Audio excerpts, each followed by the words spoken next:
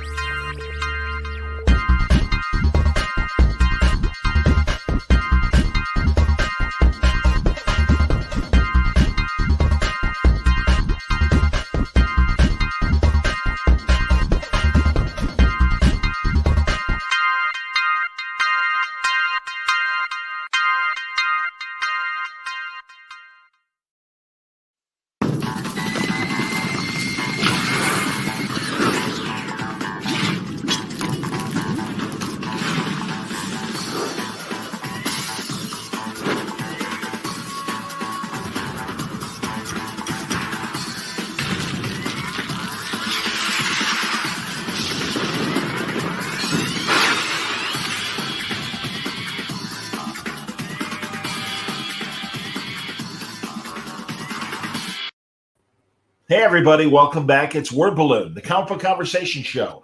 John Suntress here. Happy to introduce Chicago's own Andrew Pepoy. Good to see you, Andrew. Hey, John. How you doing? Doing all right. Congratulations, man. Today is your opening day for your Kickstarter campaign, collection of your creator-owned creation, Simone and Ajax. Yeah, and I guess I can announce it here because just moments before we went on the air, I met my initial goal. So the book is happening. It's definitely going to happen. Beautiful, man. So that's great. Now it's time to worry about the stretch goals, and I think that's fantastic. I wasn't prepared for having to be announcing stretch goals tonight. So just before we went on the air, I was still working on graphics and an announcement that'll have to go on after we. Good problem to have, Andrew. That's great. Nice going, man. Outstanding. I have the Kickstarter page handy. And we are going to look at that in just a second. And I will play your commercial, which I think best describes what you're doing here. So let's go. Here is, absolutely, buddy. Here's the page. And I'm going to expand the video there. There we go. Here we go. Oh. Do we have any sound? Oh, it's done not having sound. Excuse me. Thank you, buddy. My fault. Stand by. Yeah. This is what they teach us. Yeah. All right. Hold on one second here.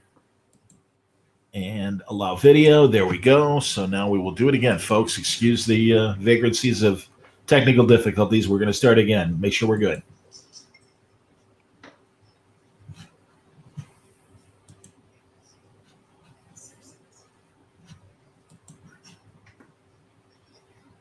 Oh, we're not doing it. Nope, still. I'm sorry, boys. All right, hold on. Jeez, I suck. All right, hang on. One more time. One more time for effort here. So share screen, share audio, yes, and then Chrome tab. There we are. Okay. Now we can see it. Now we'll confirm we can hear it.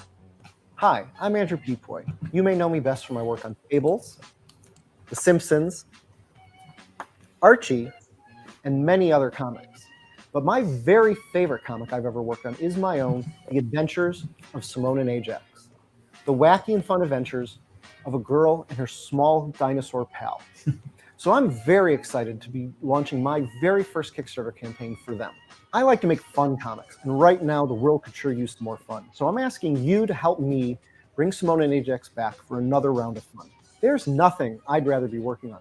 So I'm planning another 128-page book with over 100 pages of new comics. I've already written and thumbnailed all 4 stories. I've drawn about 60% of the book, and series colorist Jason Millay has colored over half of it. This new series has pirates, cowboys, monsters, detectives, and of course, lemmings. Simone and Ajax has been compared to Bone, Cerebus, Archie, and the Marx Brothers.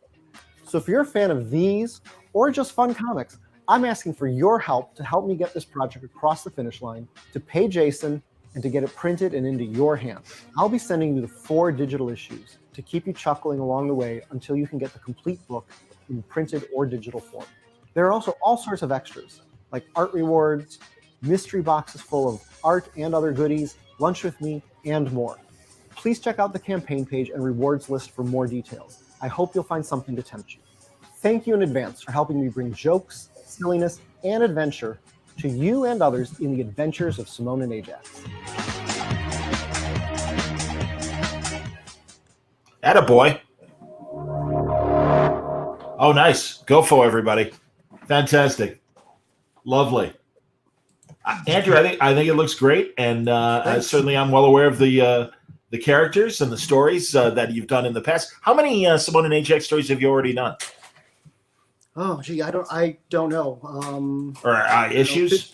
The thing is that mostly has been in short stories or in serialized form. So it's like back in the 90s, I did probably about a dozen short stories that were in various anthologies. In around 2008, 2009, it appeared on Comic Mix, and that ran for about 120 pages of comics.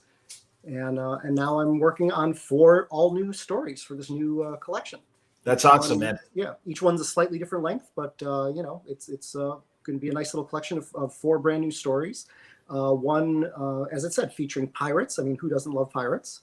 Another one with set in the Old West with cowboys and all that. The third one is called Monster Mia. And it's, they go to Simone and Ajax go to Transylvania, and they meet a vampire and a wolf man and, and a Frankenstein monster, so all that fun stuff. And in the last story, finishing out the book, everyone always seems to love the Ajax private eye stories because, Ajax puts on his detective hat and starts narrating his stories with a lot of alliteration and he just looks so cute, and Simone tags along because he just she finds him just adorable when he does this, because he's certainly not exactly tough looking, but I'm having a ton of fun working on it right now. Do we have an origin story for Ajax? I don't know. It's not so much an origin story for Ajax. I've never quite explained where Ajax came from. I mean, there is a story. I did tell the story many years ago of how Simone and Ajax met. That was serialized in Arrow Anthology back around like 1998, I think. And, not to get too far ahead of myself, but I'm hoping that this Kickstarter leads to more Kickstarters, and I'm planning on doing another book next year collecting all the old black and white stuff that's never been collected. It's just appeared in a variety of anthologies, and a lot of people say, "Oh, how can I get all of these?" And sure, so I want to do that. You take, it's actually already. I'm actually probably already 2/3 or 3/4 done doing digital cleanup on the old art, so I'm actually well along on getting that one ready to go. That's great, man. No, that's excellent. Like I said, I've known about your characters for years, and in between gigs at, like you said, Simpsons Comics and Archie, and certainly work on Fables and other Vertigo books as well. It's great that you've got this body of work, and I do think this is more than ever the time for those kind of YA adventures and everything to really appeal to people. Yeah, people seem to be looking for some good all ages fun, and I try to keep this along those lines. I mean, it's Simone is obviously inspired by a lot of the Betty and Veronica Archie kind of characters, and Ajax is just there because he's cute and he's fun, and he was originally created in a painting I did back in college, which will be included in this book as an extra. I'm going to scan this painting that I did, where it just seemed to be missing something, and so I painted this little tiny green dinosaur off in the corner, and it's like, okay, that's what it needed, and I named and I somehow at the time got Ajax and Atlas's name mixed up, so I was thinking of Atlas supporting the world, but for some reason I mixed him up with the name Ajax at the time, so I titled the painting Ajax Triumphant, because he's what made the painting work. And yeah, he just sort of took over a lot of my doodling and stuff. And the name stuck even after I figured out I got it wrong. But again, I kept it as Ajax. No, it's a very sweet design, and dude, seriously, you're such a perfect fit when you do work for Archie because you got this great good girl kind of approach to your art. Here they are again, in case people missed. I see we have a few new people popping in and watching. So there are Simone and Ajax the dinosaur there, little adorable guy, kind of. And I'm not trying to get you in trouble with anybody's estates. Kind of Shmoo inspired, possibly. I don't think it was directly inspired by the Shmoo, but certainly I'll take that as a compliment because there you go, man. I do love the old Shmoo stuff and the old Little Abner comics and stuff like that. So yeah, I'll take that as a compliment. It's certainly intended as such. Absolutely, man. Yeah, Simone, she's adorable. Now, do you when you dress Simone, mm-hmm. do you keep up with fashion and stuff like that? She's got a pretty, she certainly looks contemporary. But I never know in terms of dressing a female character what's involved. I guess I pay some attention to that. Just because I'm out and about walking around seeing people. I live in Wicker Park in the city, so I'm certainly I get out and about and see what people are dressed like. And certainly when I was doing Katie Keene back in maybe about 12 years ago or so. Wow, Andrew, it's been that long? It has been 12 years, yes. Holy shit. All right, maybe go on. longer. Maybe we'll talk about Katie Keene. Maybe 13 years. All right, go on, man. And and so certainly when I was doing Katie Keene, I had to pay a lot of attention to fashion. I subscribed to about half a dozen fashion magazines and was always paying attention to the details. And that's something that in some ways has transferred over to Simone and Ajax in that I do pay a little more attention to the details on Simone's outfits and stuff like that because people responded to that of me getting these things right. And getting the lacing right on this or the whatever details on the outfit. So I that has crossed over into some of the newer Simone and Ajax material. Dude, I'm telling you, whether it was the 60s romance comics and the conversations I've had with people involved with those, or Tippy Teen and Katie Keene and Betty and Veronica and stuff, especially women readers, it's they like the clothes. Little kids did, and I would imagine this is an opportunity to tap into that as well. So yeah. It's not like I'm doing paper dolls like I did with Katie Keene, sure. But I'm certainly but I am having fun, and I know a few people who've already seen the cover for the third issue of this series of Simone and Ajax have commented that they want to get that outfit. They want Simone's outfit for that cover. Has anyone? Have you have people cosplayed in the past? Are they? I have had I've had one cosplay of Simone and Ajax, and it's unfortunately I don't have the picture handy. No problem. But New York Comic Con a few years ago. That's great. Colleen dressed as Simone and had a little green dinosaur with her that she took around as Ajax and stuff. So it was great. All right, that's not Ajax in the background barking. So no. No. It is a dinosaur. This is the Sinclair dino. Hold on 1 second now. Oh, that's great. The Sinclair gas stations, absolutely, man. Mm-hmm. Hold on 1 second. I was gonna say I console you there. Hold on. There we go. Okay, yeah, there you go. Yeah. Very nice. I bought this long after I created Ajax, but it's it still is a cute little dino, and I've always have thought of Sinclair dinosaur to go with the. Let George Do It radio show, which I bet you're familiar with. I am indeed. I'm sure at this end we will get into old-time radio talk and television talk. But yes, I love Let George Do It. That was a good show. It was a very funny show. Right. Hilarious, man. I always think of the Sinclair Dino commercials from those. Well, I'm hoping that things go well enough for you. And again, not to cause you more headache, but if anything, more opportunities. Ajax is obviously great looking for a potential plushie of some sort. It's a cute design. So, yeah, that's as I've learned the phrase, very toyetic, Andrew. I think that's. I've never heard that phrase, but that's what they say. And so, I'll talk to DC and Marvel guys, and it's oh yeah, our marketing department really like the design of the characters, and they say it's very toyetic, and it's okay, we all know what that means. We can break that down and figure it out. But isn't that crazy, Andrew? That's not a word in the business. Yeah. Well, I guess they're gonna those the business people are always gonna come up with those whatever the terms the term synergy. I still don't know what that means, but I know that's one of those businessy terms. That's one of those bullshit things. At least this means do I make more money? Yeah, if we sell the toys, you make more money. Okay, it's All right, toyetic. I like it. That's fine. Yeah. But yeah, no, certainly I've thought of the idea of doing Ajax as a plush, or the Lemmings from the strip as well. People Fun. ask about getting plush Lemmings, and so certainly that is a possibility. Are the Lemmings friends or foes of Ajax? They are friends. They are definitely friends. In fact, they live with Simone and Ajax. They met them on an earlier adventure. They started out as a joke in a Christmas card about 30 years ago. Because yeah, this is the 30th anniversary of Simone and Ajax's Wow. appearance. I know, crazy, huh? Hilarious, man. That's great. And so yeah, the Lemmings first appeared just as a gag, but little by little, as with Simone and Ajax. I mean, again, both those characters were just sort of started out as doodles that just sort of grew into something more. And the Lemmings, much like that, the Lemmings started as a little gag in a Christmas card that eventually grew into something more and became a part of the Simone and Ajax, mythology. And it's sort of funny. I'd actually named some of the Lemmings after some friends of mine in college. And not long ago, one of them managed to find me on Facebook. And so I heard from him today. And so, yeah, one of the people who one of the Lemmings is named after, is there watching the Kickstarter. So that's kind of fun.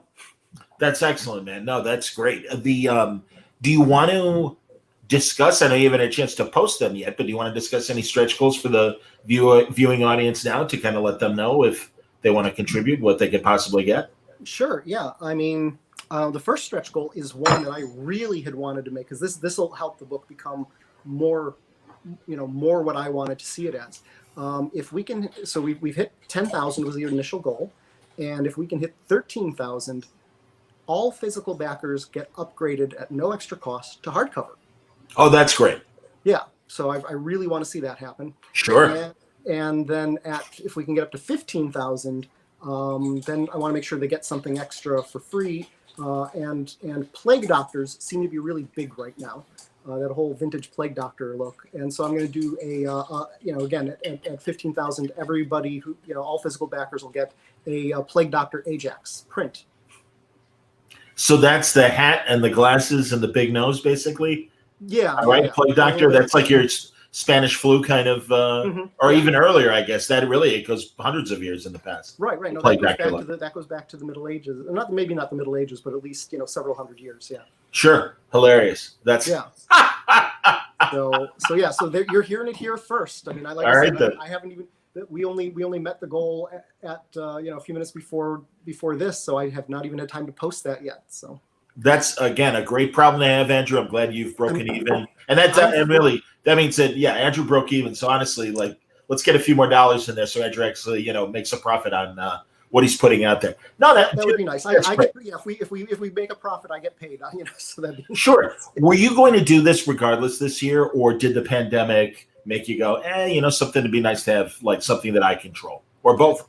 Yeah, I've been planning on doing it this year anyway, but I'm getting to do it faster because, with the pandemic, and we all know what the troubled times the comics industry's gone through in recent times. So yeah, while I had some potential projects for this year, and all but one of them ended up getting put on hold. So that certainly allowed me a lot more time to work on Simone and Ajax. Sure. And so I've been working hard. Like I said, I made sure, going into it, that the entire thing was written, thumbnailed, so I knew exactly what was going to be going on in it. And I got, a bunch of it drawn. So, and I'm just having a lot of fun with it, because I don't want people to have to wait too terribly long. I mean, I don't want people to have to wait very long at all in some ways. I mean, part of my plan on this is to deliver to people 4 digital issues. Starting almost in, maybe a month after the campaign, once I get all my, surveys back in and things like that. The first issue is completely done. The second issue is like 2 pages from being done. And so I want to start delivering to people those digital issues so they have something to read along the way, so they're not sitting here waiting until April when they can actually get the book in their hands, or because it's like, so that way they get to read it and get to have some fun in the coming months. So, and I'm just going to look myself as I look at the at your page, and I want to see. So, if people just even want to do $5 and are only interested in getting the digital, that's how they can do it. And you get the first issue only digital for $5. But if you go all the way up to $10, you get the entire 128-page digital book. Sounds good. So I'm hoping that's a good. People see that as a good deal. Totally, absolutely, man. That's great. And then, all right. So then, so $35 or pardon me, $30 is the book itself, and then Right. if you want it signed, $35, and then $40. And this is always fun, and I love when artists do this. You sign with a doodle, so that's Yeah. fantastic. Talk about that for a second. Well, I mean, everyone always likes a little extra doodle. So yeah, with the doodles, I mean, I'm just going to sort of randomly do Ajax or Simone, like a Simone head or a lemming, and just a little something extra to go in there for you. That's beautiful. How about this? Original art starts at $75, and you can get a page from Dinosaurs. Yeah. And a couple years ago, I did Dinosaurs based on the '80s animated TV show with Michael Uslan, Yes. the original series creator. So Michael wrote it. I mean, Michael and I have been friends for years, and have been wanting to work together on something. And when I was asked to try out for this, I didn't even know Michael was the writer on this. I didn't, and Michael didn't know they were asking me. So it was sort of a nice coincidence when they teamed us up. So yeah, I mean, and Michael, as you probably know, is the producer of all the DC Universe, movies. He's the executive producer on all of them, going back to the first Tim Burton Batman movie. Yep. And so yeah, so Michael's a great guy, and it was just real nice to get a chance to work with him on something. And so yeah, I mean, I want to come up with things that people might think are fun, and it's kind of dinosaur related. Ajax is Sure. dinosaur. These are different kinds of evolved dinosaurs. And so yeah, you can get a random page of Dinosaurs original art and the book for only $75. Oh, that's great, because it's funny. I remember your New York panel for Dinosaurs. I want to say that was Lion Forge, right? Yeah, Lion Forge did that. Yeah. Yeah. Very cool. Now then, at $80, this is fun. There's a mystery box, and I'll let you describe as much as you want in the mystery box, but including that, as you say, every box will contain artwork as well. Right. Well, I mean, I got this idea from Jimmy Palmiotti. I mean, I've been very lucky in preparing for this, that I've had people who really know what they're doing on Kickstarters, like Jimmy or Brian Polito or Dan Parent, and some others, all helping me out to build this campaign. So this is an idea I got from Jimmy's campaigns, where you do a mystery box, and so they always, like, you get your book, and then you get a whole bunch of extras and extra stuff in that box. You never know quite what you're going to be getting. So for me, I'm going to make sure, yes, everybody gets some kind of piece of art. It may just be a loose sketch. It may be a cover rough. It may be a tight rough for a page. You never know, but it is all going to be something that I drew. It might be a little finished drawing, but one random person out of the 50 mystery boxes is going to get a finished, published pinup worth at least $200. Wow. And so I'm hoping, people will be maybe trying to get that.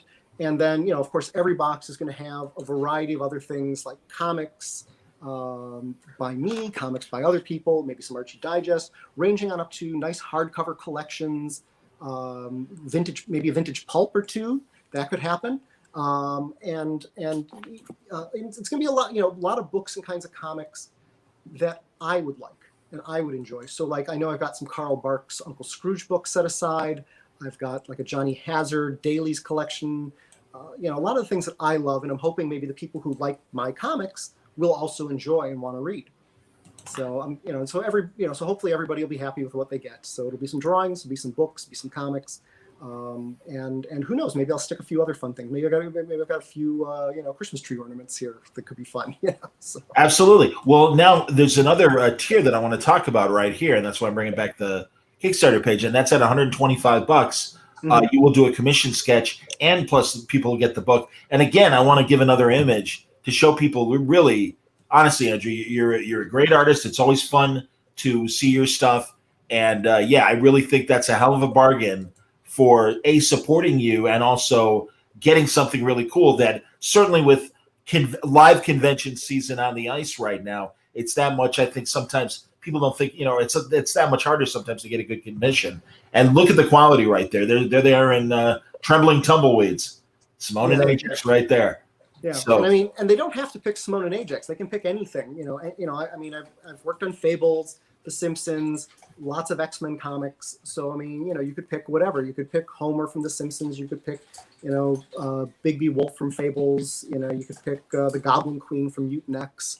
all that stuff that I've worked See, on over the years. you know something, I gotta check my coffers, Andrew, because I'm saving every penny. But that said, suddenly I can think of a couple ideas for sketches, and that's a very tempting price. I should look here. Let's see how many people. Is it all right? So there are currently 31 left of the 50 potential backers for a commission sketch. So there's still, but only 31 slots. So I'm gonna have to move quickly if I can get in on that, and I think I'm gonna have to. So yeah, I mean, I wish I could offer more, but it's like I actually, it's like I can't even start on these till the book gets done, and I've got to make sure I can do it in a reasonable amount of time for people in the spring once the book goes to the printer. No, I get it, man. That's really nice. That's a great tier, and truly, I mean, that's the thing. I mean, you're really a capable artist, and again, as you mentioned, Simpsons, Archie. Really, straight up fables and stuff. So if you want a less cartoony style or whatever, Andrew can do it. And I know, and again, the people you've inked in the past, and really, I mean, let's rattle off, starting with Mark Buckingham, some of the big people that you've worked on books with together. Oh, I've worked on so many people over the years. I mean, like I said, I've been doing this for 30 years. So I mean, some of my favorites may not be the biggest names in the business, but I've certainly loved inking James Fry. Gordon Purcell, Javier Soltares. I've inked. He's like Mark Buckingham's probably the person I've inked the most pages by over the years, but Javier Soltares probably at number 2. I mean, literally, seriously, hundreds and hundreds and hundreds of pages over him. Chris Bacalo, Sean McManus. I mean, of course, now that I'm trying to think of all the names, I'm not coming up with the names, but I understand. Rick Veitch. That's great, Rick Veitch, sure. Yeah, so many guys. Who'd you do Codename Knockout with at Vertigo? That was always like one of my favorite throwaway Vertigo, like an under the radar Vertigo book that I'm like, hey man, that's like fun, pinup art and fun secret agent stuff. I love that book. Yeah, a guy named Chris Robinson penciled, I think, the first couple issues I inked, and then John Lucas, who's a great artist, penciled I think the last 5 issues of the series that we did together.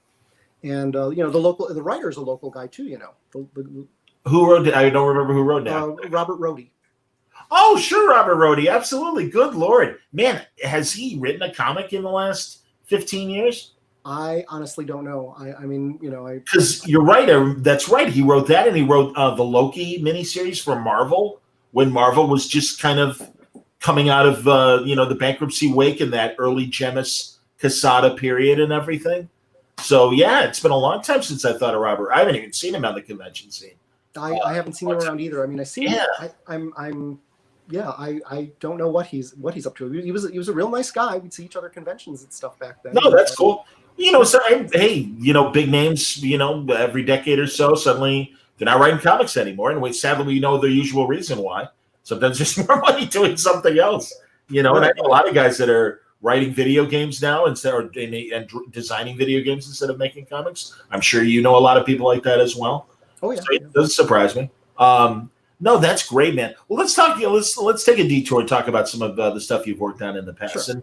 And sure, let's talk about Fables for a second. An amazing run, and great people working on that book. Bill Willingham and Bucky and everything. Mark Buckingham. Beautiful stuff. Did you? Beyond the proper Fables series, did you ever work on those side books as well, like Jack of Fables with Tony Akins or people like? Definitely, yeah. No, in fact, Jack of Fables was how I ended up working on the main Fables book.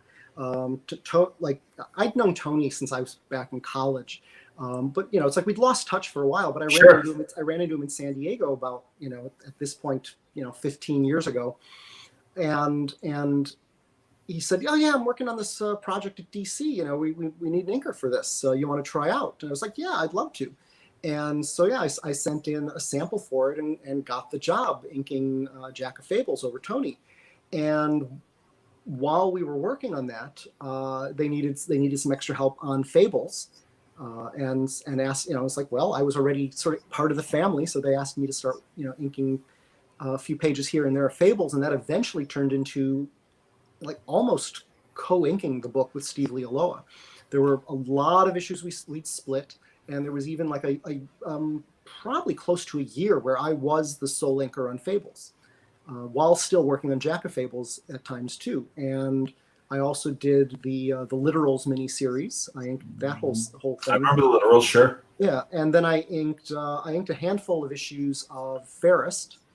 So yeah, I did a lot of Fable stuff over the course of 10 years, and it was great. I had a wonderful time doing that.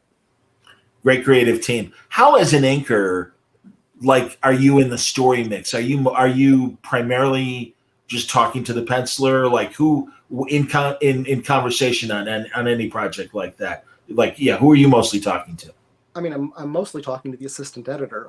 Okay. To be honest. Okay. I mean, yes. I mean, certainly when I'm on a project for a little while, I make a point of getting to know the penciler, even if the publisher, even if the editor hasn't like put us in touch with each other. It's like, if I'm going to be inking more than a handful of pages over anybody, certainly more than an issue, I'm going to want to talk to the penciler, because my approach to inking maybe is a little different than some people's. I look at my job as the inker is to make the penciler look as good as they can in a style that best fits them. So I don't go imposing my, like some certain standard look on top of every penciler. I will ink Steve Sadowski very, very differently than I would ink Mel Ruby, very, very differently than I would ink Rick Veitch. I try to look at what they want, and especially if if the penciler does have a specific want, if I am able to give them something along those lines, I try to do that. And being adaptable has a lot of times gotten me jobs, because they knew that just about any penciler they could throw at me, I could usually ink. I mean, I've run into a few of them where I've like looked at it and I've been, it's not that there was anything wrong with the pencils, but it was just like, okay, I'm not quite sure what approach to take on this to make it look its best. But certainly, like say I mentioned Rick Veitch, they wanted a Wally Wood look on that. And I think I was the 5th person asked to ink that issue, but considering who else was on that list, Jerry Ordway, I'm trying to remember who all was on that list, but Jerry Ordway, Kevin Nolan, Pete Poplasky, somebody else, but to be on that list, I'm saying like, I don't mind being the 5th person being asked to do this, considering that this is who else I'm in company with. Yeah, man, that's great. But they wanted this Wally Wood look, and that's what I gave it. And so, so sometimes, like I said, I'll try to bring out the best in the penciler, or if they're looking for a particular look, I will try to give it that look. Like, I've been asked to do a Scott Williams look on something, even when it didn't have a Scott Williams look at all, a Jim Lee look at all to the pencils, so, I just, I have, and that's the thing, that's what kept inking interesting, was the variety. I mean, instead of doing the same thing every day,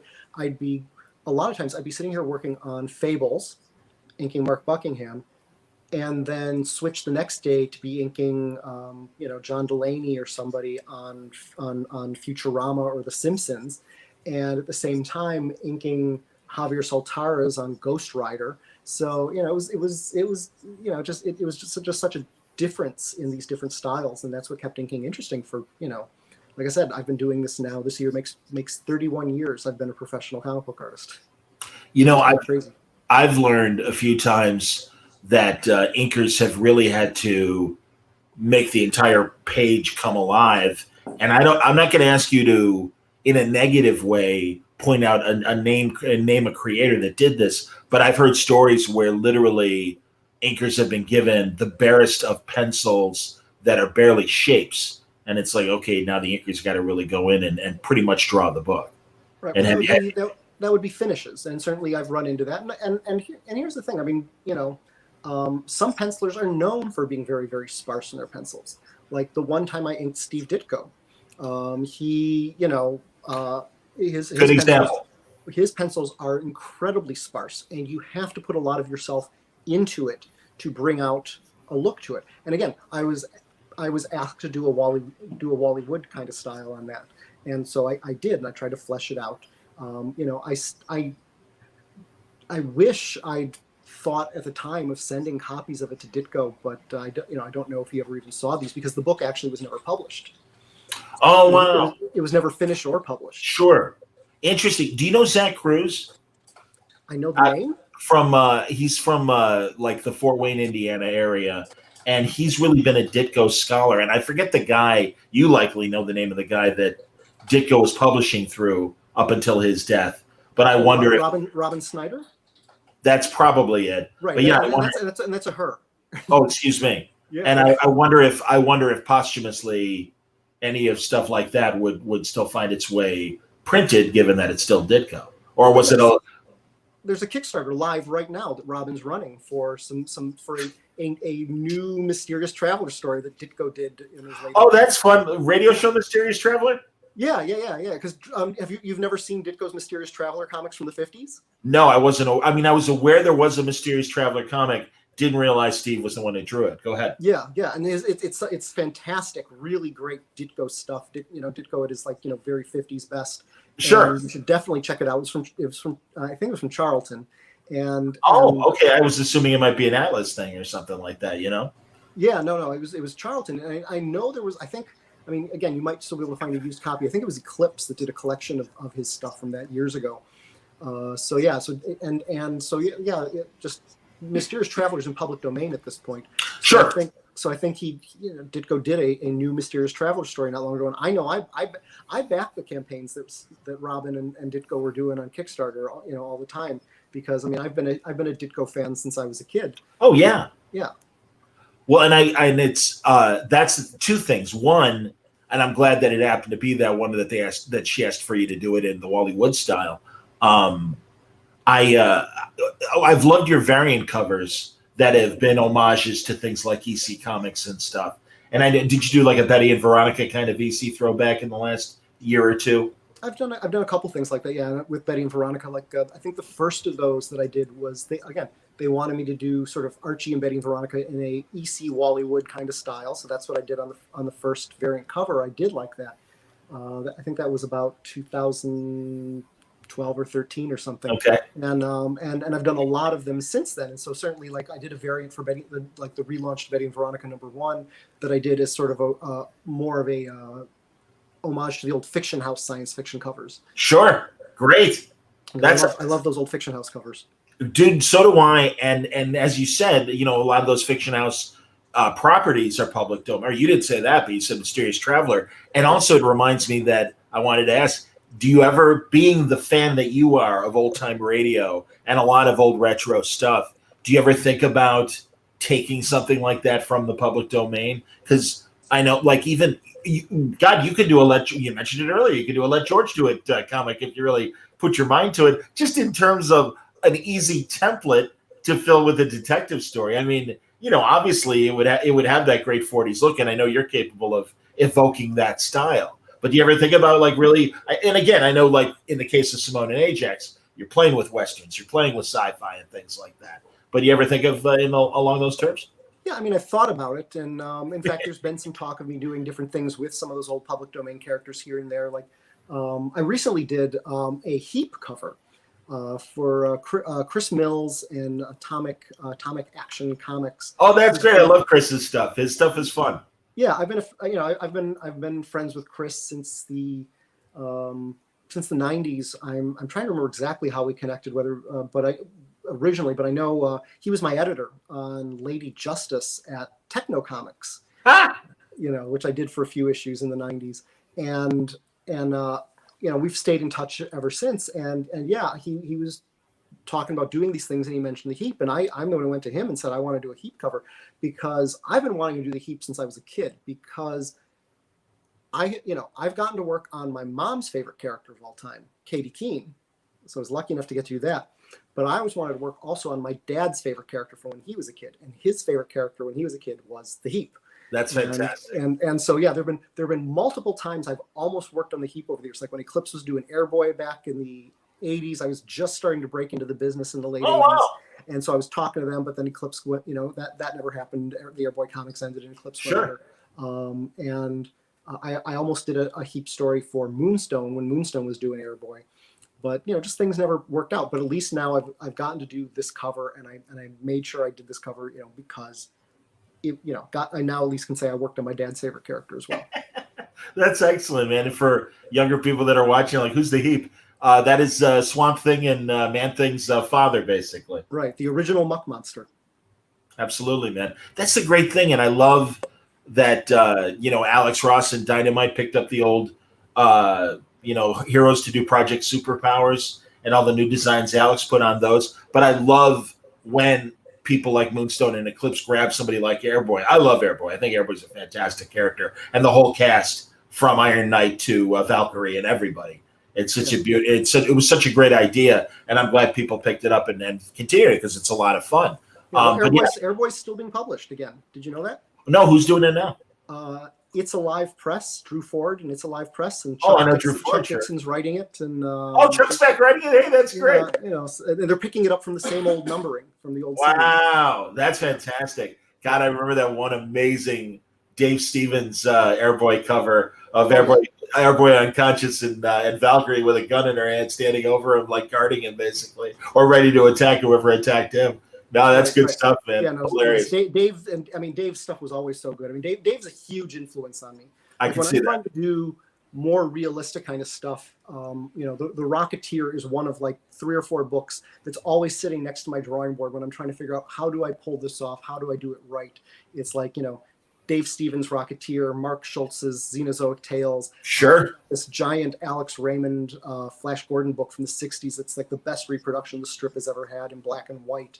So those 3 things, like when I'm trying to do something more realistic, those 3 things are usually sitting there right next to the drawing board, just to pull inspiration from.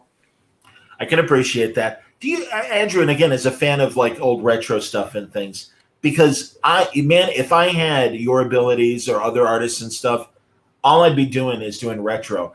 And I have a bad feeling that as much as I love that stuff, that our the fact that we love it, we're kind of in a small group of people as far as fandom goes. I don't know. What do you think? Yeah, I mean, I think the audience for that, especially if you keep it, true to the spirit of what it was, it may be a more limited audience for some of that. I mean, that's why I'm hoping that in some ways, like what I did with Katie Keene or what I'm trying to do with Simone and Ajax, is I am inspired by those classic comics, but I'm keeping the spark that made them special, so that the original readers will, certainly in Katie Keene, I knew, my mom and my aunt were going to kill me if I ruined that one, so I had to do it right and keep the spirit of that one right. But I try to do it, in a modern way so that a kid these days would still enjoy it. And the same thing with Simone and Ajax. I'm drawing upon, like right behind me, I've got the complete Wash Tubbs and Captain Easy from NBM. Sure, right. Yeah. And I'm pulling on that. Or right behind me, let's see, if I go this way, you can see I've got the Gemstone Donald Duck and Carl Barks, Carl Barks, Donald Duck, and Uncle Scrooge books, which are certainly an influence on the way I tell the stories in Simone and Ajax. Yeah. And, like I said, Crane is one of my biggest influences. Or, I've got on the wall up above me, I would tilt the screen to show it better, but I know that if I try to, I'm going to topple my precarious setup I've got going on here to do this. But on the wall behind me, I've got a Russell Keaton Flying Jenny Sunday, who's another one of my big influences. And, drawing upon these, and especially upon Dan DeCarlo's work, and I'm hoping that I'm pulling what made a lot of that special and what inspired me, and hopefully giving the readers something that a modern reader can still have a lot of fun with.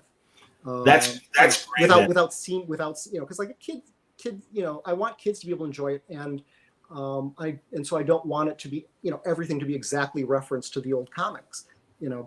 So I'm hoping I can pull that spirit, that what I love about them and what other people loved about them, and put it into my stories that a kid these days could still read. Although hopefully an adult can read them and still have a good time too. I try to write a lot of this Simone and Ajax stuff on a couple levels. And so certainly I'm not going to give it away, but the story Monster Mia, there's something definitely is going to go over the head of kids. And they're not going to notice they've missed it. But I'm hoping that a lot of the adults reading it are going to catch this and start playing the game of how much of it can you catch.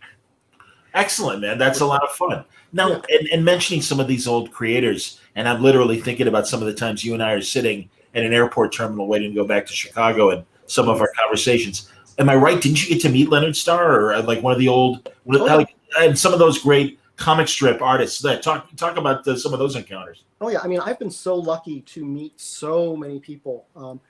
Before I go into that, I'll tell you about the story I'll tell you the story of my biggest regret of my chance to meet someone where I didn't, and that's going back to Steve Ditko.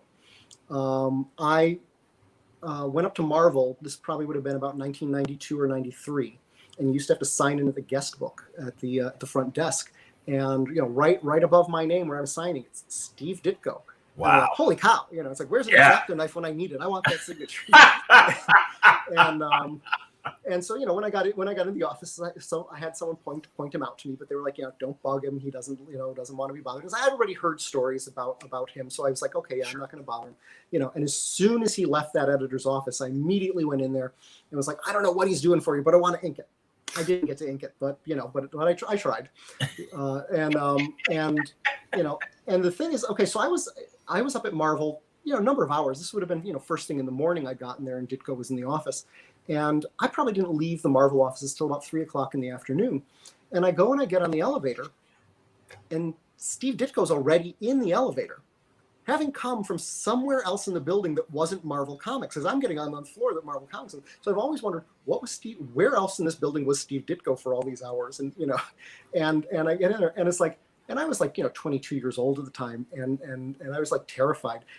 I've since learned, had I just turned to him and said, Mr. Ditko, thank you for all the wonderful work, he would have been fine with that. But I've always regretted never doing that, because like, how many people actually get to run into Steve Ditko, the notorious recluse? I actually ran into that editor, Mariano Nicieza, at a convention last year. First time I'd seen him in 25 years.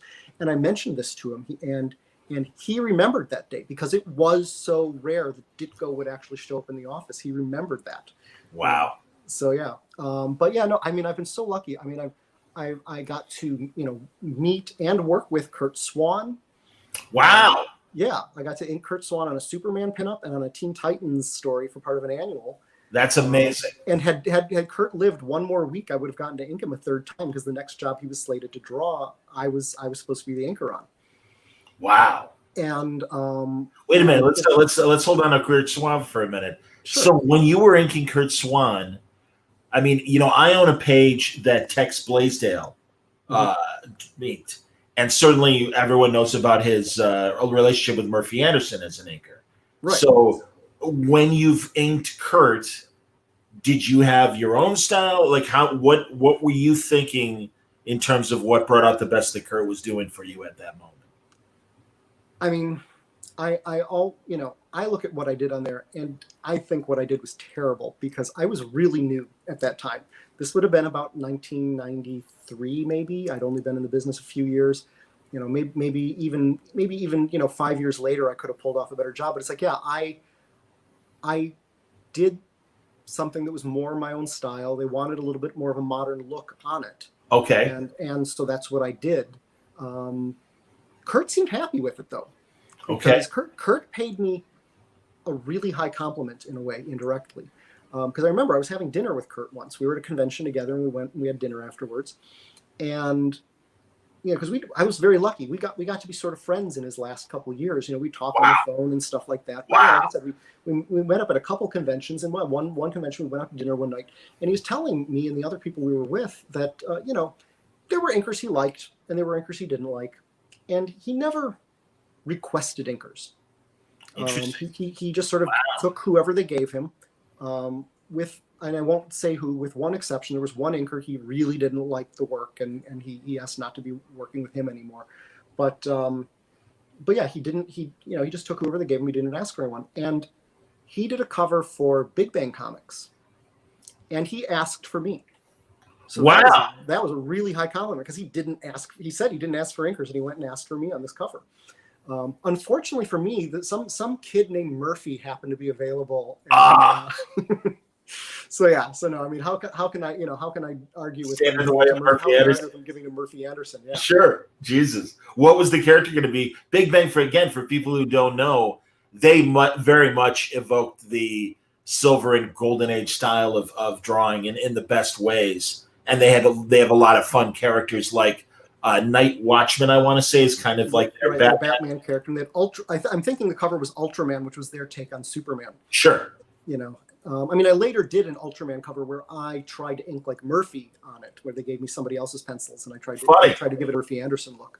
I mean, I got to meet Murphy a couple times. I mean, we never got to chat more than just at conventions. But like I said, I've been so lucky that there was a time where I could actually just pick up the phone and call Paul Norris, the original co-creator of Aquaman, the artist on that, who drew the Brick Bradford strip for years, or J. Scott Pike. And I used to have a lot of calls, but probably the person I got to know the best out of all these guys was Bob Lubers.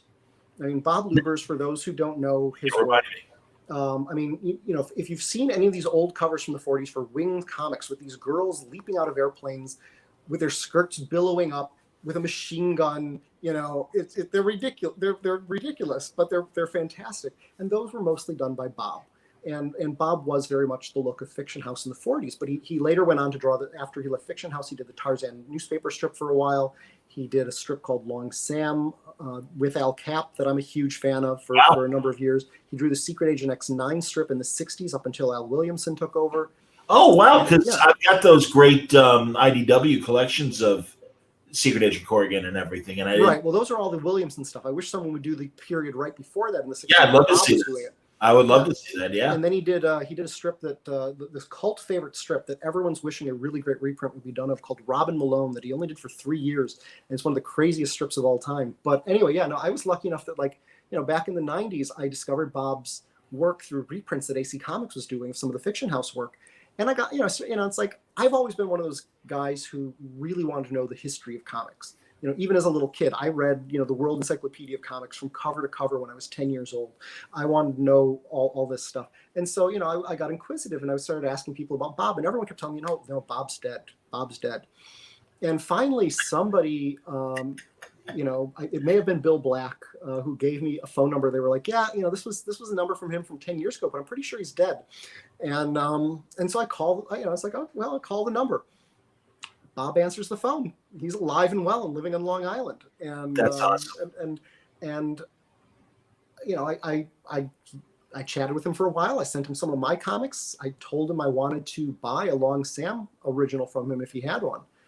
And you know, a couple weeks later, a package shows up on my door. He just gives me a Long Sam Sunday. Wow. Which is framed directly to the right of me by my drawing board upstairs. You know, I can always just glance over and see that Long Sam Sunday. And we got to be friends, and I went out and visited him soon after that out on Long Island, and that became a regular stop for me whenever I would go to New York for the New York Comic Con, or maybe going over there to go up to the offices at DC or something. I would go out to, you know, build an extra day in at the beginning or the end to go out to Long Island and see Bob. That's great. And so, yeah, we were friends for 20 years up until he passed away a few years ago. Wow. And it was just, I was so lucky to get to know him, and the stories he would tell me about, you know, about Matt Baker and Nick Cardy and all these other people who knew. I mean, he gave Matt Baker his first job, if you know who Matt Baker is. Of course. Yeah, you know, one of the great cartoonists of the 40s, who's best known for his Phantom Lady work, but one of the very few black artists working in comics. That's right.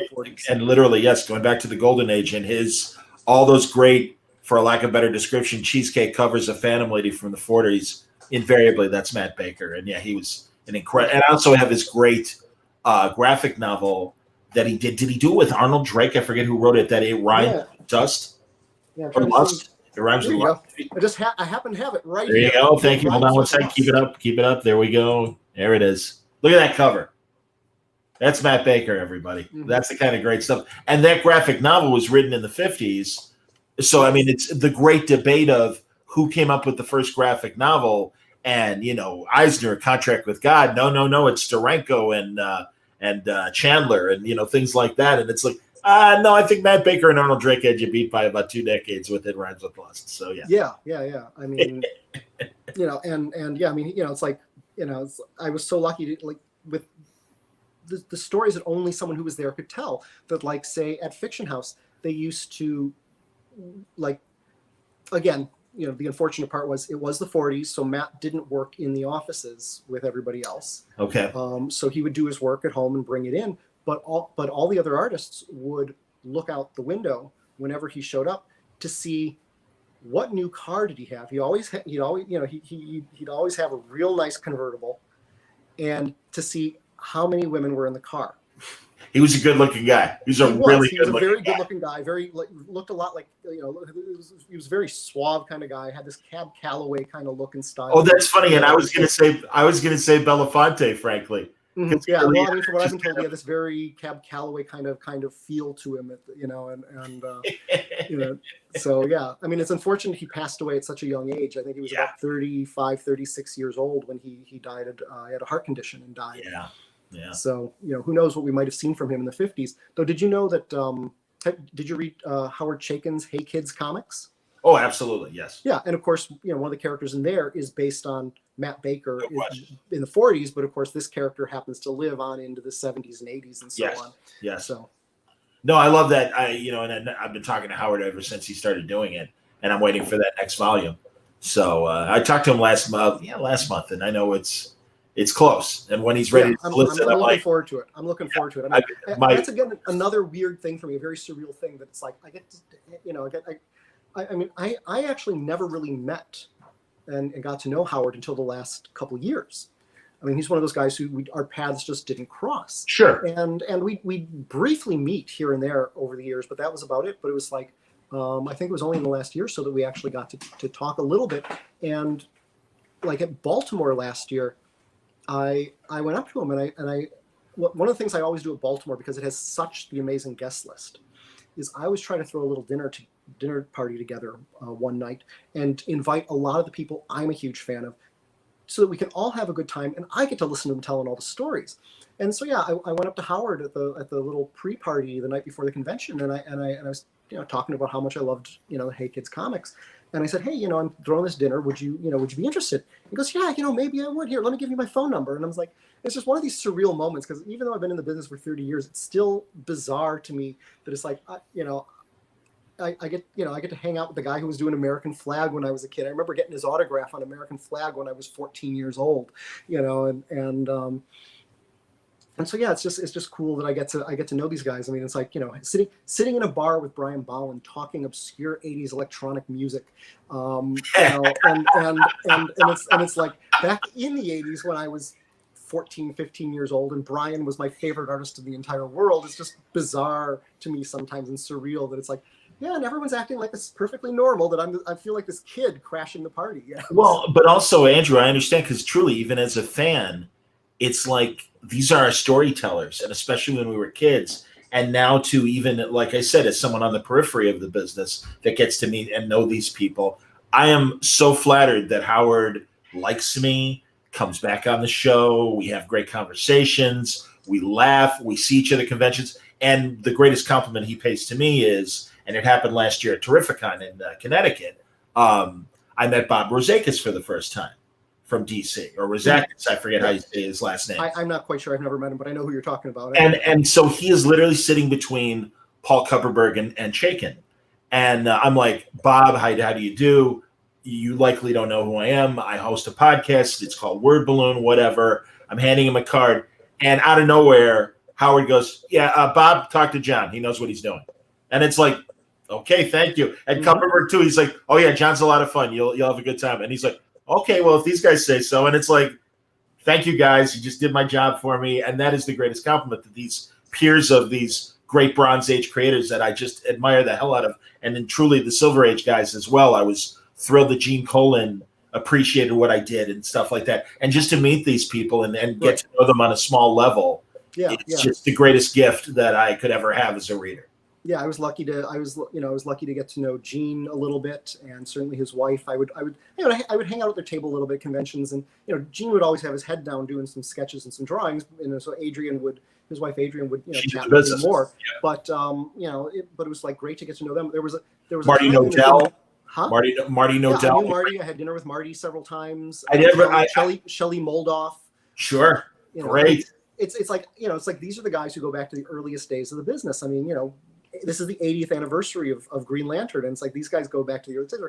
You know, Bob Lubers did his first comic book in 1939. That's awesome. Even if you can imagine that, you know, and it's like, and up until a couple of years ago, he was still with us and still telling me these stories of these days back, you know, doing these things back at Centaur Comics, you know. Sure. Another 40s publisher, sure. Yeah, late 30s, early 40s publisher. And hilarious. And so I've been very lucky and you know, so I mean, I could go on and on about how I've been so lucky to get to know some of these guys. Or Dan DiCarlo, who is my number one influence. That's awesome, man. The signature Archie artist, absolutely. Yeah, I mean, we didn't know each other for very long. Pussycats. I'm sorry, what was that? I said creator of Josie and the Pussycats. Right, creator of Josie and the Pussycats, co-creator of Sabrina, artist on Sabrina. Veronica for 50 years. Yes. And so many other things. I mean, I loved all this stuff at Atlas in the 50s, Millie the Model, My Friend Irma, Sherry the Showgirl has to be probably my favorite DeCarlo comic book. And I've actually been doing an homage to his old Humorama cartoons. Fun. For Ken Holozinski's Exotica Moderne magazine. I don't know if you've seen this magazine that Ken's No. doing. You remember Ken? Yes, I do remember that name. Go on. Yeah. So Ken's doing this sort of tiki culture magazine that called Exotica Moderne. Comes out quarterly, and for every issue, I do a gray wash cartoon in the style of the old Humorama cartoons. Mine will never be as good as what Dan was doing, but I'm certainly inspired by and influenced by those, and I'm just having a lot of fun with that. It's that kind of good girl pinup sort of style. Oh yeah, definitely. Cool. The very cheesecakey kind of stuff. Yeah. The stockings and all that. Sure. And cool. But Dan. I mean, and like I said, I was lucky enough to get to know Dan, and probably my favorite comment on that. I mean, like Dan and I didn't know each other long, but we connected very, very quickly once we met. We didn't even know each other for 2 years before he died. Wow. But as soon as we met, we managed to somehow, like I said, our paths just never crossed. And finally, when we did meet, our paths crossed like a half a dozen times in those next 2 years, and we'd be on the phone all the time. And his wife, Josie, because he named Josie after his wife, Josie. That's fantastic. I didn't know that. Josie said to me once, one of my favorite things was that, she'd see me and Dan talking, at a convention of some sort. And she said it was like looking at old Dan and young Dan talking to each other. That's lovely. That's fantastic. And I wish of course, I mean, for so many reasons, I wish Dan was still here, and I wish we'd gotten to do more together, because I only ever got to ink him on 2 Betty Page pinups that were part of a proposal that we were trying to sell to Dark Horse for Betty Page Comics. Wow. And Dan and I were supposed to do a bunch more stuff together. He had a graphic novel that he was supposed to do for the French market that he'd asked me to ink. And this stuff just unfortunately never happened. But yeah, I mean, but I was so lucky to get to know him. So lucky, got to know Rick Yeager. He was the first comics artist I met, if you know the name Rick Yeager, who drew Buck Rogers from 1933 to 58. Yes. I met him when I was 10 years old. He lived near me, so I got to talk to him on the phone. And I mean, like I said, it's just I've been so lucky to be able to meet these guys. Or back in the 90s, there was a short-lived small publisher that had asked me to hire some guys to do some pinups for their stuff, and unfortunately they didn't last long enough for these pinups to actually happen. And I think they probably expected me to get some of the more modern guys, but I went to Gene, I went to Gil Kane. I got Ditko's number, though I never contacted him at the time, because I was like, I want to hire these guys just so I get a chance to ink them. And Gene and Gil both said yes. Wow. And so I really wish that happened, because I never got to ink Gil. And but yeah, I've gotten inked Dick Ayers.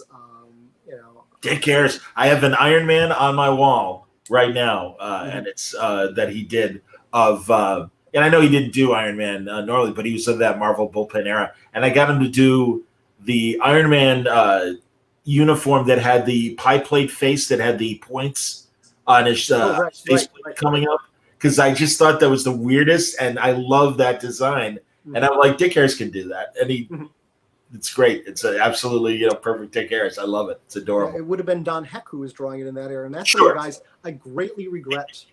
I had a chance to ink Heck, but I didn't have time right then. I had to turn the job down, and I figured, it's like I mean, I was new in the business. This is the very early '90s, and it's like it just hadn't occurred to me yet that these guys aren't going to be around much longer. So I mean, I turned down jobs inking Don Heck or Carmine Infantino, but it's like, had I known it was going to be my only opportunity to ink these guys, I would not have turned these down. Andrew, I understand. I met Joe Kubert 6 months before he passed away. We had a lovely convention conversation facilitated by Jimmy Palmiotti and Amanda Connor, who were having dinner, and they were back, and we all hung out for about 20 minutes, and I got to talk to him. And I'm like, all right, man, yeah, I got your contact info. We'll do something. I'll set it up with the Kubert School. And then he passed away, and I'm like, But I'm so glad that I got to meet him, and that's okay for me. It's really so many of these guys are so gracious. I mean, probably here's one where it's just like, this is crazy how gracious he was. So I only got to meet Jack Kirby once. This was at his last. We didn't know it was his last, but it was his last San Diego birthday party, because they used to have the Jack Kirby's birthday party every year at San Diego. And I was this would have been 1992. Okay. I don't think there was. I mean, I don't think there was a party in '93, and he passed away early '94. Yeah, 94. If I remember right. Yeah. And so, yeah, I was at the party with a friend of mine, and there's Jack just leaning up against the wall, no one talking to him. You know, and we're like, what the, you know, I mean, everybody else is out on the balcony and you know, stuff like that. And Jack's just leaning there. And so it's Jack Kirby, you know. It's like, should we go talk to him? So we, you know, we did. We just went up to him. It's like, you know, Mr. Kirby, you know, we were just such huge fans of your work. You know, you just did, you know, everything you did was just so great. And he's like, oh, no, you kids are doing the great stuff. You know, it's like, wow, you know, this is Jack Kirby, you know. And like, you know, the next day I got him to sign. I had an original Jack Kirby Captain America page, and I got him to sign it. Wow. And it's you know, and 40s or 60s? 60s, no, 70s. Okay, that's Captain America Bicentennial Special. I love that shark. And it's inked by Ramita. It's inked by John Ramita, and I got John to sign it at the Marvel offices one time when I was up there. Wow. So, you know, it's just this amazing piece of art. That book is insane and the best. It is. I love it. You know, but it's like these old guys were just so gracious and so nice. I really can't think of any of the older artists that I've met, because I seek out the older artists. You know, at these shows, you know, Ramona Fradon or something like that. Certainly. You know, She's a lovely lady. Absolutely. Yeah, she's amazing. You know, it's like I took her out. 90 years old or 91 now. Neither 90 something. Yeah, like 93. Yeah. I think she's 93 years old now. Holy cow. Yeah. So, but like, you know, one year in San Diego, I was at her table as the convention ended, and you know, and I was like, so Ramona, you know, what are you doing after the show? And she's like, oh, I suppose I should go get something to eat. And I was like, what? Nobody's taking you out to dinner? She's like, no. I was like, you're Ramona Fradon. People should be lining up to be taking you out to dinner. So yeah, I helped her get packed up.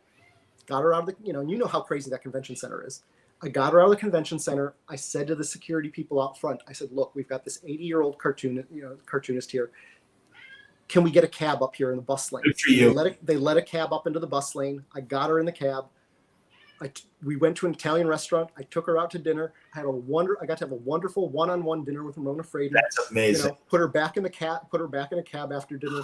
You know, even, you know, and gave the cabbie, like, you know, 3 times as much as it probably would have cost. It was just like, make sure she gets there safe. Just get her back to her hotel. Make sure she gets there safe. And yeah, you know, and it's just and you know, but it's just like these people are so nice. And if you just, all you have to do is just, you know, maybe just ask them, and they're happy to chat, happy to talk. You know, it's like it's like they don't, you know, it's like in some ways it's sort of intimidating, thinking, you know, these are these living legends. But it's like I've learned that, you know, if you just you know, go up and talk to them, and they're happy to chat. Well, dude, I think, you know, he didn't do a lot of conventions, and sadly we lost him this year. And I'm really glad in the last 10 years I became good friends with Marty Pasco. Because right, yeah. And Marty wasn't that old either. I mean, Marty's only 10 years old. I think he had just turned 65, if I remember right. He had just turned 65, and had just retired, had just started collecting Social Security. Yeah, I'm friends with him on Facebook. I mean, I haven't seen Marty in person in years, but I've always had a soft spot for him.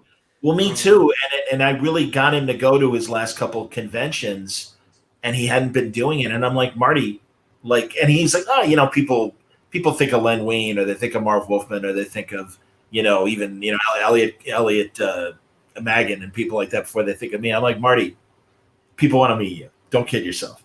And truly, it was great. I got him to go into 2 in particular. One was since I got Cincinnati Con, Tony Moore's show, to invite him, and that was great. And the other one that I'm really proud of was FanX in Salt Lake City, and that was terrific. And he had a couple panels for that, and one of them was about the animated series for Batman. And, you know, he was the story editor. Oh, okay. And I talked about his whole career, but, you know, there was that focus, and a lot of stories he was telling on that panel were about the animated series. And it was so great. It was this giant room. It was totally filled, standing O. And I'm like, yeah, man. And I mean, literally, we got it to be enough fans for friends that I would kick him in the ass at times. Like, God damn it, Marty, you're bigger than you think. People like you, and they're really happy to meet you. And I'm telling you, and it was great. Or so many of our peer friends at the Cincinnati show were really asking him a lot of questions. He's like, these people know what I did? I'm like, yes, dumbass, of course they do. And it was, I mean, he really was like an older brother to me. And that's why I felt that way and felt I could promote him. So no, it was really, I'm like, all right, at least he knows he's loved, and that's good. And I mean, I'm still mourning us losing him. He was a tremendous guy, and he went way too young. And so it's been great to meet creators like that. Paul Kupperberg is another good guy that I love talking to. I just spoke to him last week. And he's got a Kickstarter going right now as well. I helped him out with that. That was my conversation on Friday, was helping him with his Kickstarter. No, I'm happy to do that stuff, man. And really, these old timers that are still around as well, they know the real story. I mean, my classic example is, it is really easy to dismiss Vinnie Coletta for erasing all the Jack Kirby backgrounds. And he absolutely did that. But if that's all you know of him and you look at him with disgust, shame on you. You don't know the full story. There are a lot of nice stories that involve Vinnie Coletta as well. There are a lot of colorful stories that involve Vinnie Coletta. And it's like, these are complicated people, and they deserve more of your attention and respect than just the fifth generation of a rumor that you heard about him erasing Kirby backgrounds and stuff. You know what I mean? Mm-hmm. Yeah, no, I mean, certainly, I've certainly heard my fair share of Vinny stories over the years. So he was quite the colorful character, it sounds like. So. Yeah, but my favorite good guy Vinny moment that I don't know how many people know. I didn't know about it until a year or so ago. He was the art director at DC when Marshall Rogers and Terry Austin were doing the Laughing Fish Joker story with Steve Englehart. And the bosses wanted to take them off the book because they were late. And Vinny's like, you can't do that. And it's like, well, sure we can. It's like, no, you really can't. These guys are drawing the hell out of this story. They deserve to finish that story. Let them do it. Put in a couple inventory stories, and we'll finish the story. But they deserve to finish this great story. And that was Vinnie Coletta fighting for those guys. So it's like, I haven't heard that one. So yeah, that's a good one to know. I mean, it's cool stuff like that. Well, anyway. I don't want to keep us forever this evening, and if you've got plans, but I do want to talk a little retro TV and old time radio, because again, these are two of our passions. I was going to tell you, and I want to hear what you've gotten lately, but Turner Classic Movies was doing a Nina Fuck Day. Okay, and that's an interesting choice. Yeah, that's what's been great. In August, when they do those Summer of Stars, as they've done every year, they finally started getting wise. And I remember a couple of years ago, there was a Thelma Ritter Day, and they focused on character actors. And that's really great to see the through line of, people like that. Or I always forget Cuddle's real name, the German guy from Casablanca that. Right. I know who you're talking about. His nickname is Cuddles, and he's got like two initials and then his last name. I forget what his name was. But yeah, great character actors like that. So it was Nina Fuck Day. And they showed, and I had heard about these movies, but I'd never seen it. They showed the first I Love a Mystery movie. Oh, cool. Yeah. And Barton Yarborough does play Doc Long in the movie, which is great. Right. It's a different actor that plays Jack, and Reggie is not in there. And for people who don't know what we're talking about, great detective series, Carlton E. Morris. It was a cliffhanger series that always had scary stuff going on. They had mysteries that had a supernatural tinge to them. And they were incredibly violent and really interesting ideas for very, what's the right word? Ghoulish kind of, murders and things like that. Right. People torn apart and things. And just really like high adventure, crazy stuff. But and you could do this on radio because it had, you didn't have to have a budget, an effects budget. You could just, it was all in the, it was like, as they always say at the end of, those were the days, special effects and scenery by your imagination. It's so funny. I was literally just talking to Steve Darnell yesterday. He called me in the afternoon. It was good to talk to him.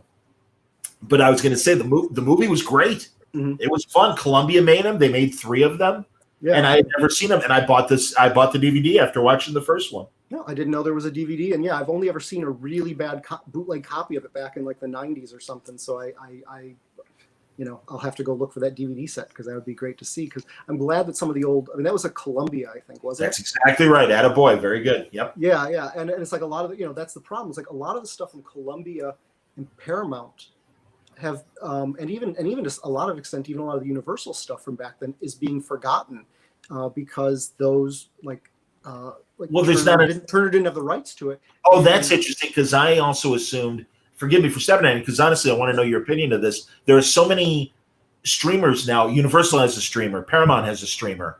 Columbia doesn't right now, but it's driving me crazy. Like I still have cable, and I got Peacock, the Universal streamer, and they're okay with their classic movies. I would say they're okay, but they could be a lot better. And it's like, my God, there's literally 100 years of film that you guys could be, and 70 years of television that you would think these guys could be celebrating. And they're just really playing the hits and the obvious stuff. And I'll tell you, even more so from a TV standpoint, and everything that Universal did from the 50s on. I don't even know, that old review stuff, maybe Universal doesn't own the rights to that stuff anymore. Yeah, I don't know. A lot of that. Or it's just lost. Or it's just lost. Yeah. I mean, it's like, I mean, even there's stuff even from the 80s that I remember hearing the story about at one point when Warner Brothers Television just decided, a lot of this stuff isn't needed anymore. And even, in the 90s, they were throwing away the master copies of shows from the 80s that they were just like, yeah, we don't need these anymore. So, I mean, I can't, what was that Ann Gillian show where she was a waitress? It's a Living. It's a Living, yeah. Or there was that short series that got made. The master copies for those shows are gone. Well, that's weird because literally on Labor Day, Antenna TV did an It's a Living marathon. Okay. Those are probably most of those are not from the original masters. Interesting. So you're not getting the best quality you could, because as far as I remember, another super collector guy, archivist kind of guy, was telling me a lot of that stuff was just tossed in a dumpster. And so, yeah, I mean, maybe somewhere a few of the masters survived, but it's like most of the original video masters for that stuff are gone. So those are maybe syndication dubs that you got to see on Antenna or something. Yeah, I don't know. And and again, that's why my favorite, when we have live conventions again, I always go to those great booths where people have all the DVDs of not only old American shows, but a lot of British shows and a lot of imports from Japan and everywhere else. And I'm constantly scanning for those, and especially for the ones that are like the obscure shows that, nobody's making a DVD box set, as far as I know, of Robert Loggia's great 60s series THE Cat. Oh, right.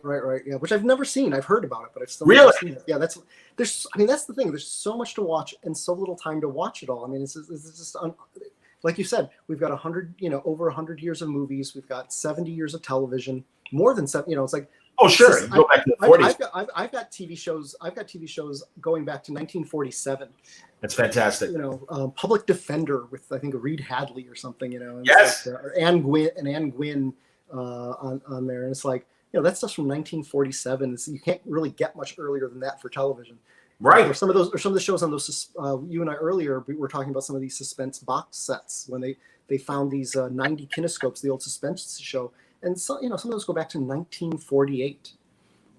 And so, yeah, I mean, but that just shows you there's so much to watch that you'll never have time to watch it all. It's the same thing with so much to read. You can see the bookshelves behind me, so much to read and so little time to read it all. But I keep trying. I'm always finding new things, and I'm like, oh boy, I've got to check this out, and I've got to read that.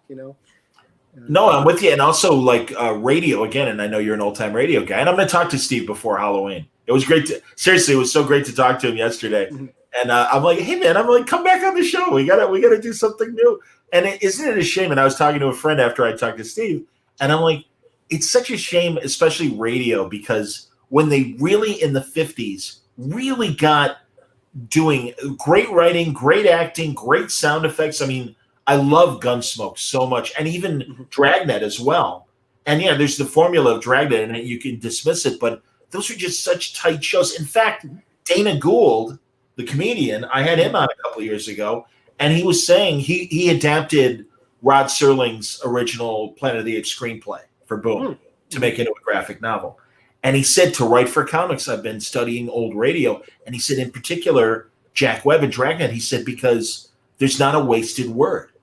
It really, every scene is really compact. It's tight. It drives the story where it needs to go. You get a little background of a character. My husband's going to be home soon. I don't know if he wants me talking to the police without him there in present. Yeah, that's all right, man. Tell us what happened. That kind of BS. But it's great. And you, I guess my point is, it was such a shame that I feel like radio was really getting exciting, experimental, and interesting just as television was killing it. Right. And it's unfortunate that here, radio went away. I mean, in some countries, like say in England, radio never really went away. They're still making sitcoms and dramas over there. They're certainly not making as many as they were even 10 years ago, but they're still making some.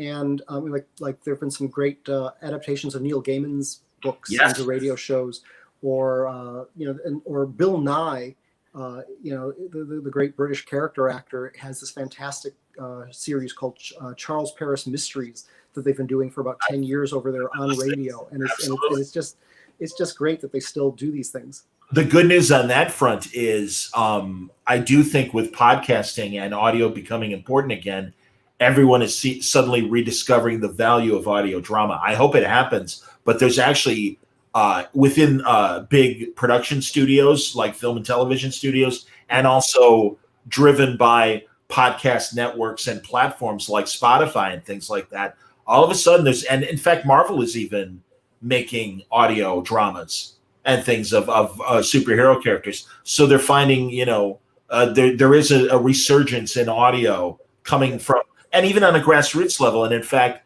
my good friend Susan Eisenberg, who is the animated voice of Wonder Woman for those Justice League cartoons from 20 years ago and stuff, she was part of a group that revived suspense. And they took the old radio shows and they modernized a few locations and characters and things like that, but essentially took the old stories and kind of brought them back, and they got great voice talent acting them out, and they're fun, and you can find them. They're very easy to find. So a perfect example of them doing modern audio is the Big Finish Doctor Who's. Absolutely. I mean, those are fantastic. They are so good. You've actually got, Doctors number 4, 5, 6, 7, and 8 all doing these audios with their actual companions sometimes. The scripts are fantastic. The special, the sound effects are great. You believe you are there. And it's just, and it's so great to get so many more adventures with these doctors, because it's like, sure, Tom Baker's 80 something years old now, but he's still got that Tom Baker voice. Yep. And so so it doesn't matter that he doesn't look like doesn't look like the Tom Baker you remember from at this point, 45 years ago when he was doing Doctor Who. And the two redemption stories in that are Colin Baker, the Sixth Doctor, and I'm blanking now on the guy who did the Fox movie. Paul McGann. Yeah, those have been great. I mean, yeah, Colin Baker. I didn't care for Colin Baker on the original series in the 80s. But yeah, Colin Baker's Doctor has become really, really good and interesting. And Paul McGann only had that one shot, and he's had so many great adventures, and his voice really works on audio really, really well. And truly, Colin Baker, I mean, that's the thing. I think the combination, like you said, I didn't care for those episodes either. And then when you learn the behind-the-scenes stories of what was going on, he really got screwed. He did, yeah. And a lot of bad, not the greatest writing as well, not the greatest companions, let's be honest, things like that. And I'm just like, now Colin Baker is truly gotten, I think, a great second act as the Doctor. And good Lord, there's one in particular where he did one with Davros, the creator of the Dalek. Right. And it was, honestly, it's probably one of my favorite Big Finishes ever. And the two guys are just acting their asses off. And it's like, all of a sudden, it's like, yeah, Colin Baker's Doctor is given the proper scripts and good characterization. And it's like, oh no, he's a fantastic Doctor. Mm-hmm. So it's great stuff. I've been buying them since the very first Big Finish disc years ago.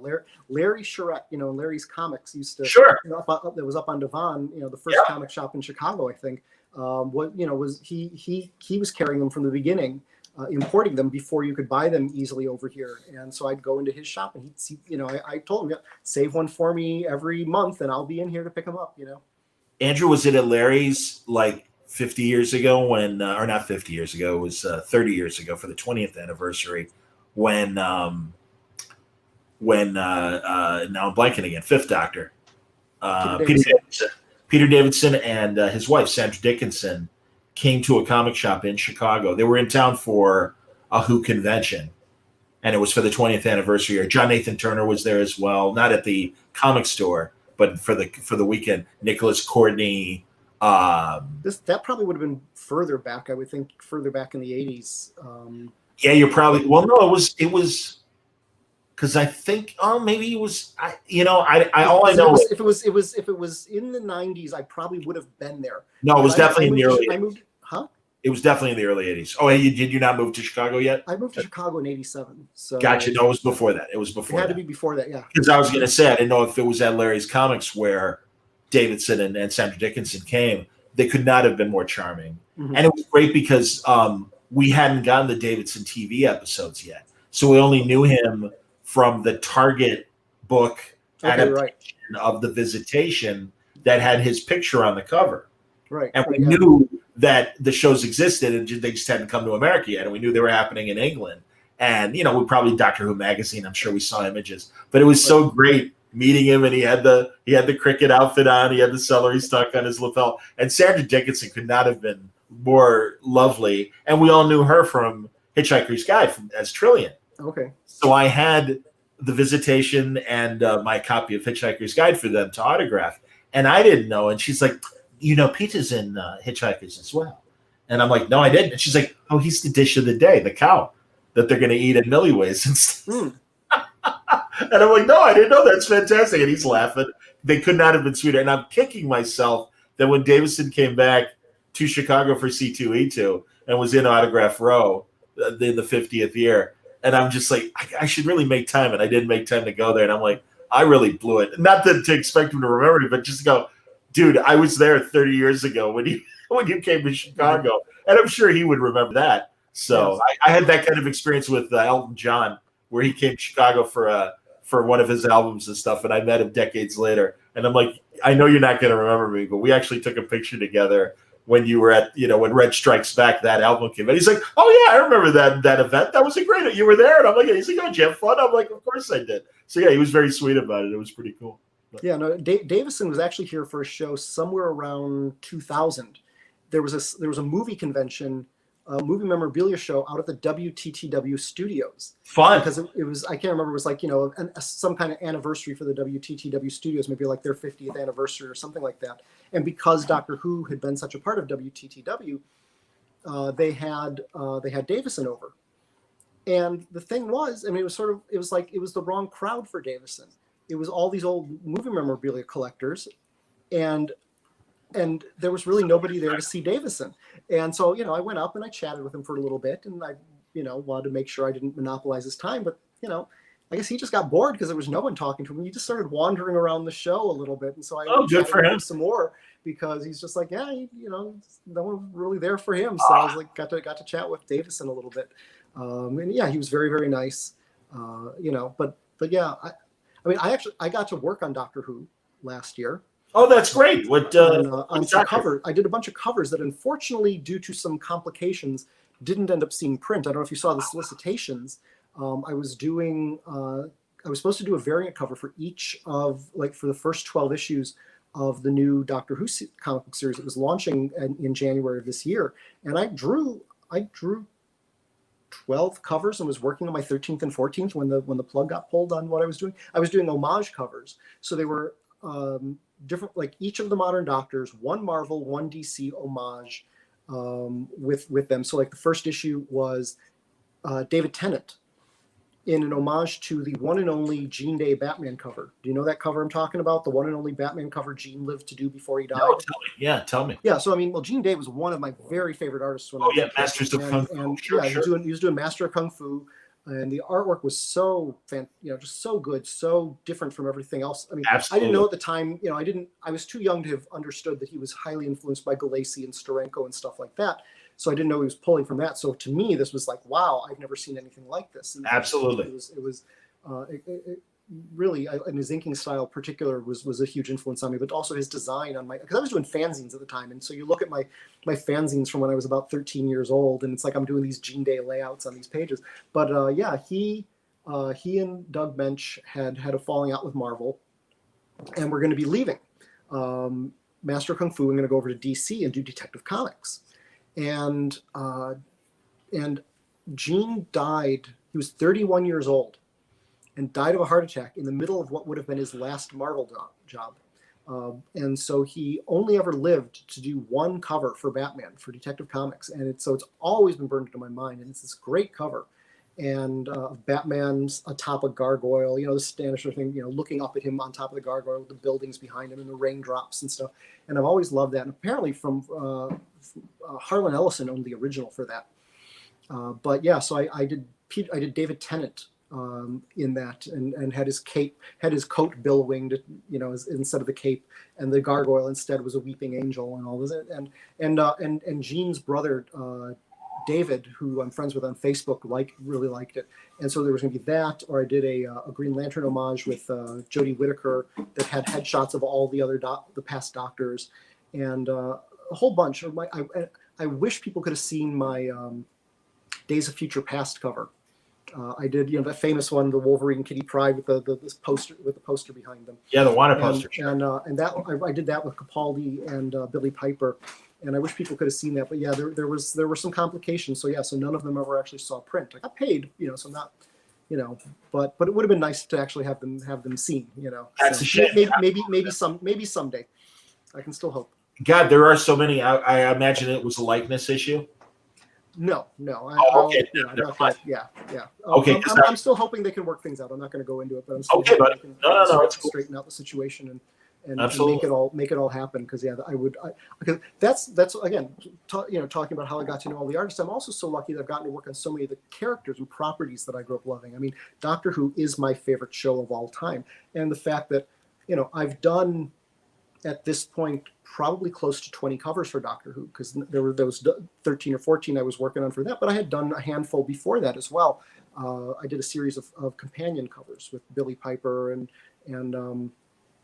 Jenna Coleman and things like that. I had done a series of these other covers before, and so I'm just so lucky that I get to even if it's just a small part, play a part in these things, and having gotten to say, oh yeah, I worked on Batman, or I worked on Superman, or Captain America, these characters that I loved as a kid, and and everybody loves The Simpsons. I worked on The Simpsons for 18 years.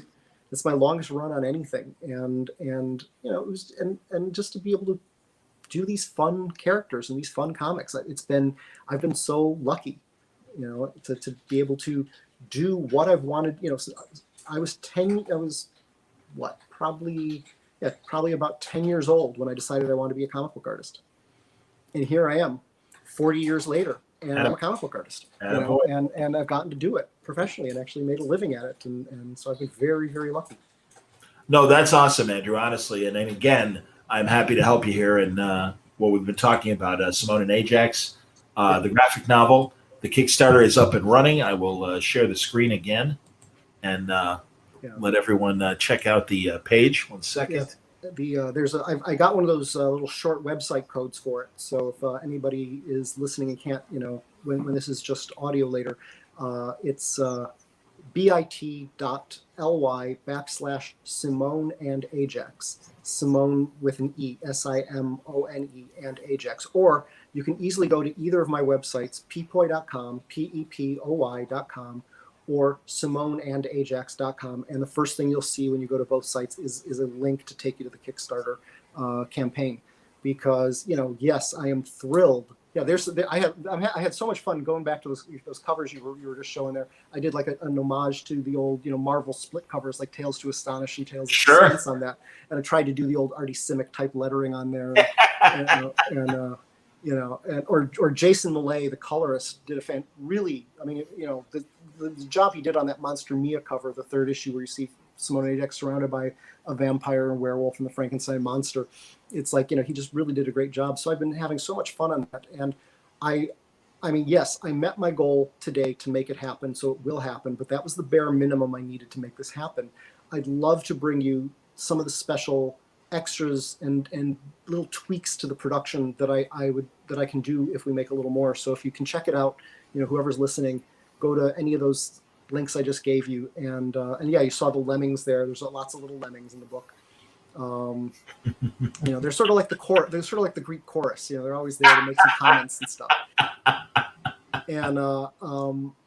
And yeah, I'm hoping to, like I said, I'm hoping for the first stretch goal to make it a hardcover for anyone, because that's how I'd really like to see it. Great. And one of the further on stretch goals, there's another little, I want to make sure I alternate between maybe, something to make it a little nicer product and something to give the backers an extra treat. And so, first goal will be to make it a better product by making it a hardcover. Second one, give them something extra like the print. And then I've gotten some ideas to tweak the production value even a little better with a further stretch goal. So we'll see how far we can go on this. I am so grateful to everyone who checked it out today and backed it, because I was hoping by the end of the 30 days we could hit the 10,000 goal and I'd actually get to do this and just make it a reality. Because to be honest, there's nothing I'd rather do. I've had a couple close calls in recent years that have made me want to make sure that if anything ever else happens to me, that this is the book I leave behind me. Because up until now, the book I'm most proud of ever having worked on in my life was the previous Simone and Ajax collection that IDW put out about 10 years ago. You can hold it up where's the camera? Hold up the screen a little bit better there. So yeah, this book was the first color Simone and Ajax collection about 10 years ago. And that's the book I was the most proud of having done ever. And I just want to make sure that I, leave some more of that, hopefully, I'm not that old. I'm hoping to stick around for another 50 years, but yeah, I want to make sure this happens. Andrew, when we reach around our age, we see that the clock is running. It's not that we can't do it anymore, but it's like, no, we need to get stuff done. And I totally get that. That is me from a broadcasting angle. That's you from an art and creation angle. I don't blame you, and I'm glad that people think enough of your work that they have helped you out and reached your goal. But we do want to see it get beyond that. And again, the premiums are amazing, folks. To get a commission and a book for $125, that's a steal, and that's another reason why I was happy to scroll through some of Andrew's art and remind everybody about how talented he is, and that you really are going to get a high quality sketch from a high quality artist. So thanks. Yeah, and if they especially if they're art collectors, there's something on here that no one's ever been able to have a chance at before. Never in the 30 years of Simone and Ajax have I sold a published piece of Simone and Ajax art. Maybe I've donated a couple to a charity or something like that. But I have kept all the Simone and Ajax art for all the last 30 years. This auction, I am offering, this campaign, I am offering the 4 digital issue covers. Like I said, I'm going to be delivering everything as digital issues before you get the whole collection. And so I'm doing the 4 covers, and 2 of them have already been taken of the 4, because this is the first time I've ever offered Simone and Ajax art. And so I'm hoping people, will think that's fun. They can always get Simone and Ajax as a commission, but yeah, if you're an art collector, I'm also offering other things like you said. There's the Dinosaurs pages. I'm offering the Dinosaurs covers from the series. Issue 1's already gone, but there's 5 others that are still there. I'm offering those at a special price through this campaign. So I'm hoping people will check that out, or especially like I said, this is the only chance anyone's ever had to own published Simone and Ajax art. That's amazing. And yes, there's only 2 pieces of that left. I was going to say, yes. So the first issue has been taken. The 4th issue has been taken. So it's just issues 2 and 3 that are left. $500 for cover art is a great deal. And that includes the signed and doodled book. So very good, Andrew. Honestly, good luck with the campaign for Simone and Ajax. It's a great Kickstarter. Today is the first day, so there's plenty of time to support this thing. But go check it out now, because some of the things have limited amounts. Absolutely. The commission, there's only 50 commissions. There's only 50 mystery boxes. There's only 1 of each of all of the artwork and of the actual cover art and things like that I'm offering. There's only 25 of the Dinosaurs pages. Some things, obviously, the book, there's as many copies of the book as anybody wants. I will print as many as we need for this. I can hope that I have to up my print order. I can only hope I'm that lucky. And if you just want the story and really just want to read it on your tablet or on your screen of your choice, $10 and you get the book. Yeah. So like I said, I wanted to make sure there's something for everyone, something for every budget. And if you even just want to throw in, $1 for the cause, somebody did that today. Somebody donated $8 just to sort of show that they were, rooting for me. Absolutely. And I appreciate that. And what I also really appreciate is anybody sharing the info, even if you're not going to back it, even if you're choosing not to back it. It's like the only way these things happen is to get the word out there. I don't have the biggest social media following. I'd love it if people would follow me. I should mention my social media stuff. I'll do that in a second. But I'll also say, if you can share it, if you've got a friend, who you think might like it, or you think that, a lot of people, might like it, share it on Facebook, share it on Twitter, share it on Instagram, however you can, whatever platform you're on. The only way I can make this happen is to get the word out there. And for and So I am grateful. I am grateful to anybody who will just even spread the word and let somebody know. And yes, I am on all those platforms I just mentioned. I'm on Facebook at facebook.com/Andrew Pepoy. I've got a fan page. Please come and like the fan page. Twitter at Andrew Pepoy, Instagram at Andrew Pepoy, and then Simone and Ajax also have a fan page on Facebook if you search for it, and a Twitter. They've also got their own Twitter account, and you can find all those links again at my own websites, pepoy.com and simoneandajax.com, which I just relaunched both those sites in the last couple of weeks. So it's all new format, and all those links and everything are up there. So I hope everybody will check it out, and this should hope, and or just Google me and find a link, and hopefully you can take a look. And I was so, one of the other things that I was really thrilled about today is I was like, oh, I hope I end up one of those Kickstarters we love on Kickstarter, and sure enough, they named me a Kickstarter we love, and I was like, wow, that is great. I do believe it could be thanks to Keanu. Keanu Reeves, because earlier today, my girlfriend Jen was looking at the Kickstarter website, and right up there, on the front page was with, like I said, they had the Kickstarters we love, and I was sitting there on the page right next to Keanu Reeves, $750,000 Kickstarter for a comic book, which is great that Keanu's doing that. But it's like, so it's like, thanks, Keanu. Maybe a lot of people went looking for him, and there I was on the little page right next to him. Well, the great thing is with Kickstarter, they're their own community as well of supporters, and then truly, that's what I've discovered talking to various creators who've done Kickstarters, that they can hit the regular Wednesday Warrior comic book market, but also the Kickstarter people. So I'm hoping that there's enough of both to get you where you need to be for this great book, man. Congratulations. Well, thank you. I appreciate you coming on. And thanks for having me. I'm sorry it took us 10 years to do this. I know, man. We live probably not far. I don't even, you're somewhere here in Chicago, so you're probably not far from me. I'm right by Lane Tech. Okay, yeah. So not far at all. You're practically down the street from me. Literally, exactly. And we've been, like you said, we run into each other at airports like almost every convention for San Diego or New York or something. We're always, it's like we never see each other in Chicago, but we always see each other like New York or San Diego, and I'm always saying, oh, I should come on your show, and here, it just took us 10 years. Well, I'm glad we finally did it. I have a feeling that won't be our only conversation for this year, and I'll talk to you off the air in just a second about it very quickly, because I don't want to take up any more of your evening. But no, thanks for coming on, Andrew. Really appreciate it. Thank you very much for having me. I really appreciate you helping me get the word out there, because, like I said, this is my dream project. This is something I really want to do. So thank you very much. My pleasure. Andrew Pepoy, everybody. Thanks a lot for watching. Great conversation with Andrew. I knew that would happen. I mean, like I said, we've been doing this in airports. About time we finally did it on a podcast. But stick around. It's going to be a great Word Balloon Live week. We're going to talk to B. Clay Moore tomorrow night about his brand new Aftershock book. Looking forward to that. And lots more conversation as the week progresses. Stay safe. Stay happy.